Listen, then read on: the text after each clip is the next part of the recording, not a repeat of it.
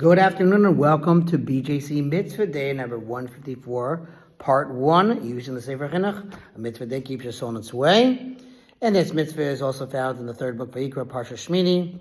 It's entitled to prohibition to eat a domestic or wild animal that is non-kosher.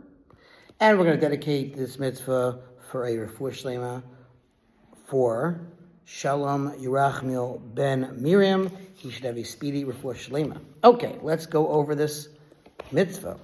Says the quote, my reading glasses helps me see better.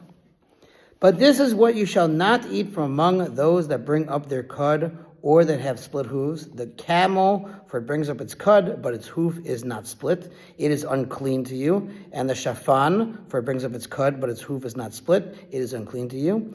And the arneves, for it brings up its cud, but its hoof is not split. It is unclean to you. And the pig, for its hoof is split, and its hoof is completely separated, but it does not chew its cud. It is unclean to you.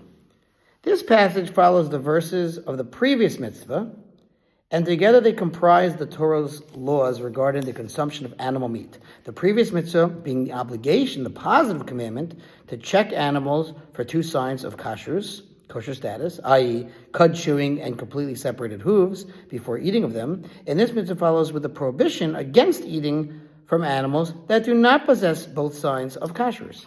As the Chinuch noted from the Sifra, in the previous mitzvah, the commandment to eat only animals possessing two signs of kashrus in itself implies that non-kosher animals, i.e. those lacking one or both signs, are forbidden.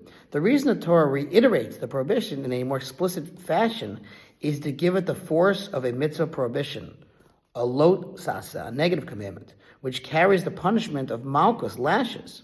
However, in stating this prohibition, the Torah singles out four species: camel, shafan, arneves, and pig, seemingly excluding other non-kosher animals from the mitzvah prohibition, and thus from being subject to malchus, lashes. The Chinuch begins his discussion of the mitzvah by explaining how the mitzvah prohibition, i.e. this mitzvah, in fact includes other non-kosher animals as well. All right? Let's see. We are commanded not to eat of a domestic or wild animal that is non-kosher, literally unclean. As it is stated, this is what you shall not eat from among those that bring up their cud or that have split hooves, the camel, etc., as we just mentioned. And the succeeding verses also mention the pig, the arneves, and the shafan. As for other species of non-kosher animals, a prohibition regarding them was not explicitly transmitted. However, since the Torah states in Deuteronomy, the fifth book, Devarim, everything among the animals that has a split hoof, etc., and that brings up its cud among animals, that one you may eat, commanding us to use these two signs of kashrus to determine which animals may be eaten, we can surely infer that any animal that does not possess both of these two signs is forbidden to be eaten, including those not mentioned in the verse. This inferred prohibition, however, is classified as a prohibition that is derived from the implication of a mitzvah obligation, from an aseh, from a positive commandment.